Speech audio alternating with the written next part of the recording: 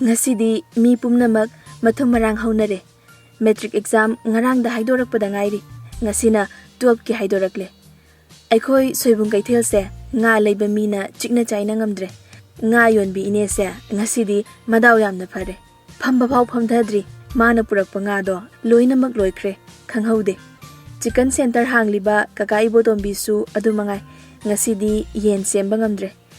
Aisu tasengnadi yen chajaningbani adubu lingjel gi khallaga sangom sana ama maroiga boriga thongba ama isam samna harabada mirames tawreduni yen thongbadi kona charasu yaida lingjel ga punbada khwaidagi nungaitaba hairadi ma sanga amta chade aduga aina pura thawai thazaragi duni yen thongbada mako imung aiko imung thaina dagi loina rai yum nakna basinasu hena amuka naksana hale mako ima apokpi ima dauna khanje masu adu mangai chap mane aikhoi di nupi yauzade iyamba leijade adubu lingjel ge mayambana nanawi bani bu mayamba leitabagi awatpa adu khanghande karigumba ama leirakpada aikhoi gi sarup tamdana tokpa yaude ngasidi exam haidokpagi aikhoi punna chakse chaminare lingjel hoi mamaga aikhoi maga punna chak thongminari lingjel hoi chichena insang semli aidi pabung hoi manakta famduna TV pau yengliba dusu yauningde chakhumda changduna mama hoi mateng pangbasu talle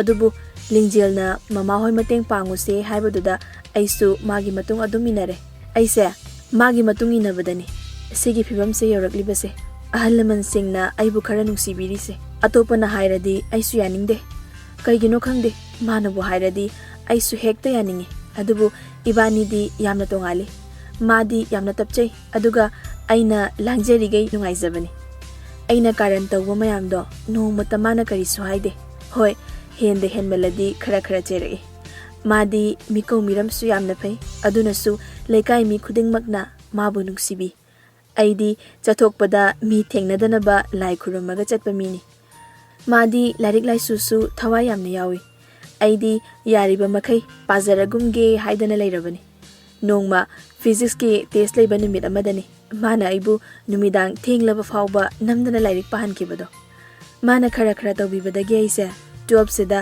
asiyawna wangna pass tawba ngamjerini chakhumda changduna mama hoi mateng pangsele mama hoi mathang mathang aikhoi gi makha tamthanabagi wari saba haurai wari singado tabada aidi hainadaba haurai lingjel di karimta tawdabra khangde adubu lingjel se ngasidi ya harawba ude Maksu mana khanjaba adudagi hena laklibani masida sunatana khunlai kai asida mana mark iwang wangibani aibudi haibirano first division da pass tawjarabasu maga yengnarubada ada laikre aikhoi mana aikhoi gidi kari tawningi bano khangde magi mowong sidane tanbuta leda kari haidoino khangde aidi adum noklaga lai lingjel gi mamana thoibidi wakhal yamna taida mowong mandabagi wani mawong malaga tadrise aikhoi gisini mama hoina sanari bawari singse lingjel di karimta tadabagum mawong mataw karimata utte mana khetli ba aludo adumak khetli lingjel mamana khangde ngahandagi ni aina hangi base kari tawninge kari tamninge na aina mada Delhi University da maths honors tawninge haibani aidi designing tamdoini tu madi hek hanguraga asi hekta hairakani asidane aikhoina hangba talise Mama na hairai lingjel chichena adudi fai kaino thoibida chanani madudi mama na amuk mana pamjarasu chana jarasu maduna oiba yaroi ne hayeng maduna tung koina chatpa yaroi ba chichena amuk noi sidi hojik siam chakholabani sinpham khudimak loina chanarabani designing su yamna pamnare phai nasana bu pamadi aikhoi di tamu tawo sidani aikhoi lingjel su manabu pamadi ai imanabi khaiga paw phawna khige lingjel na ai tamoi Delhi da masi hairam laga makhutta pairam liba thang adu fat thanam laga chatki karino ngasi mana utliba matawase mamangda asumaina amukta tawkidri mana sumaina tawrakani haibasidi ai mangda fawba khalude aikhoi masen amaga yengnaduna lei mamana lingjel gi manakta aibu changnaba ingit tawrai aisu lingjel gi katamna changsili lingjel kaptuna leirami ai lakpa du ubada makhutuna pising ado taithoklami aina kaidawrage nangna tawrise kaino hayo mamangda su asmaina mutta tawdri kaino nangna nungaitri se hairo oingonda lingjel na Karim tawdiye. Aseng ba hairo. Kaygino nang na ingon da walo lise. Nang na pamido hairo. Ngahan kay nang bu Delhi da tamni adum may ingon da hairi dudi. Haujikti ima hoy da haidok pa yare na haibane. Adugi nang ingon da sauri ra. Haina aina amuk hai. Kaysu tawde mi. Nang na amuk aduda kok thadara leire. Ay kaysum tawde ba. Lao insang amuk semurase. Haiduna Lingjel do nokti nokningdana noksanaraga chakhumda amuk changkre. Ay ngahak khanjanaraga lehawi. Karino mana ngasi tawribase. Karigumba ama leibada mana aingonda hairamdana tokpa yaudabane. Mana ngasi karisu tawde hairagasu karino madi leiri haibase ay khangi. Ay su adum haugatuna chakhumda change. Ngasai makai leiramba mawong matawdudi leiramdre. Tongan bawari, tongan basakpam mamada loy leiramle. Chak insang loiraduna TV yingliba pabung hoisu kausanduna aikoi puna chak saminare.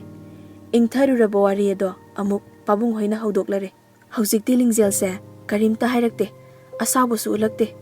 Ay sida adu makha tamthage. Supnatagi asi khaktani mana hairak ise. Makha karim hairakte. Mayam su makha di aigi wari sanaraga laikre. Kadaida tamba kamaina tawba haidana.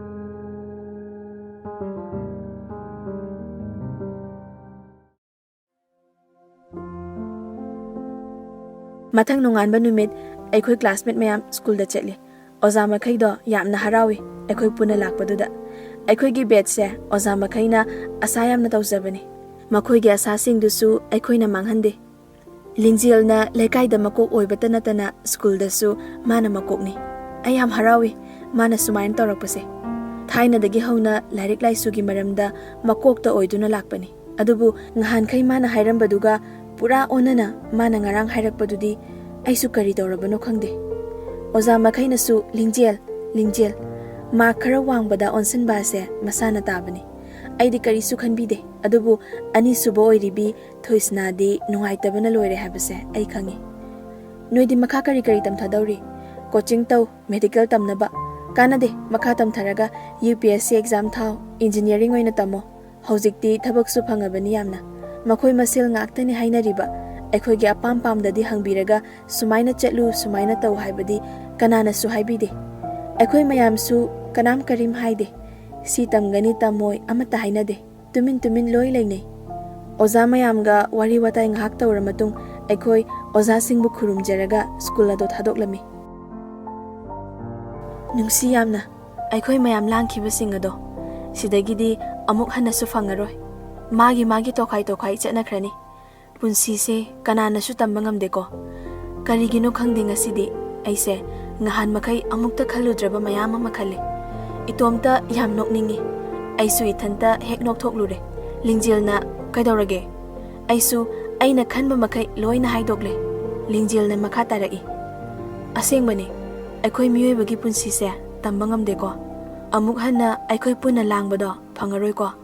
Mem phani naga chaibado aikoi mayam kari haidoino khangdreda haujik laiminari ba aikoi ani fau kaina dawbo koidre hayeng hangchiti soidana nangdi chatkrani ko sidagidi punsigi unakidabasu yai kaino nangna haidubo kaidawbai thengnaroi doino ai suti sungphang phangoidabasu leite adom tholakani kaino nang haidaba wayamna hai talle ai aina khumi Lingjel gi wahai singdo tabada makha amuk tai ngaikho nangna kaigino khudakta nanggi apamba khanghong hongise aingonda asengba haide aidi nangbu yam thaje ibani se walo na balaite khanbani adubu nangdi aingonda wa yam lotlame aigi warauba itawduda Lingjel na aibu themjilakli ai nangonda wa kaisu lotiye nangna hena khanjele nangna su hena khangidune aigidi nangna taba atopa kana ama laite haiba aigi awanu ngai wari sanafam aigi wari pumnamak nangonda loina liribane aina amuk adudi hairao kaigino nangna sida adum tamani hairise ai khange nangdi thaina dagi hauna Delhi da tamni haiduna lai aduga haikhiba ningkhiba su hongande haiba aduga kaigino handakse khangong hongiba aingonda su haidokte Lingjel na amuk ai kaisu tawdi hanjin hairadudi ai yum thadok ningdabagi mapanda tambado tanbai wane chese su chatkrani mama matonda lehobado nungaitiye yumgi mateng khara pangbige tawbaneba hayeng hainadraga amuk tamma loire chahi ama drop tawrasu aina nang sengdi senge ko hoi senge Lingjel na khumlagi Lingjel na hairibado aigi thamoi sinadi yaningde adubu mana hairakpanina aisu thajaba amadi yawi aina khwaidagi thajaba se mahakni piklingaidagi chak pukham amatada chaminarakpani ai mabu thajai adubu handaki matang sidi ai chamamnaba amadi adum lei phare mana haidokningdrabanina ai makha amuk tadre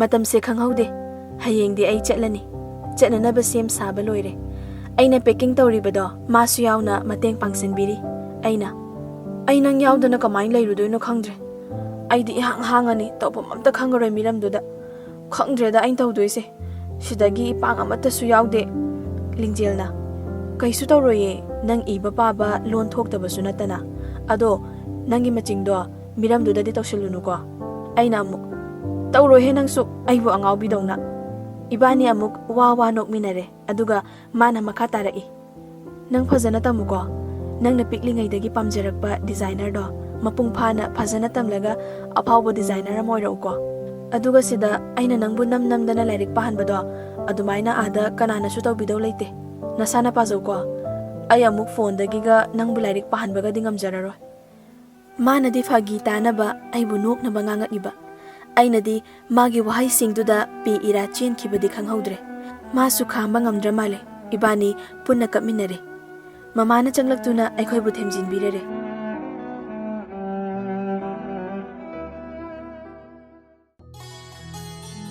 nongale ai lining thoi pai bungo madi ahal laman pumnamak khoiramjeduna tunggia samagidamak ai khongsan bahore makhoi pumnamak tapna mami samkre adubu aina ningjaba sidi mami singlakpadawna ai momonokche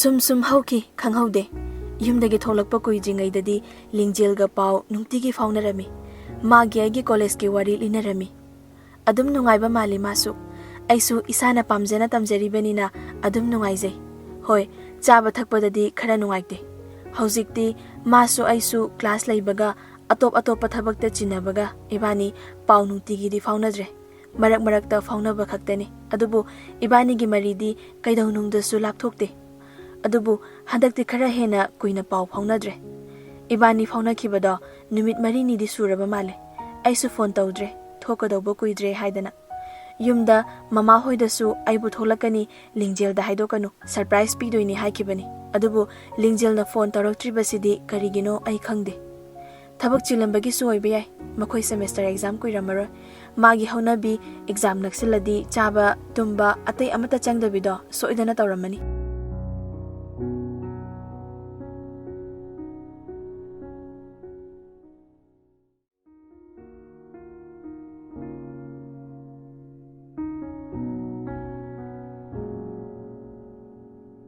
ai ngasidi yamna harawi yum yorani matam khara kaina ruraba mayam loina una fangani aduga Lingjel na khwaidagi pamjaba aina design tawba muffler haibada adusu ai mangonda piba ngamani adusu surprise ta khalubada isase haraubana kainom tawkre adubu exam maya sida madugi nupido surprise sangadra khangde ai khana imphal yaukiba khanghaude mapanda pabungna aibu ngaiduna lerami ai yam harauki adubu babadi inok nokte aibu kuina urudraga uba fangbagi haraubasu karimta utte masina itomta wahang hanghale khanna yum yaurakre ai yumda changsili mamana aigi iru maithajana amadi chana thaknanaba loina sem sabirami aina mama Lingjel do yumda leramgadra maga chaminage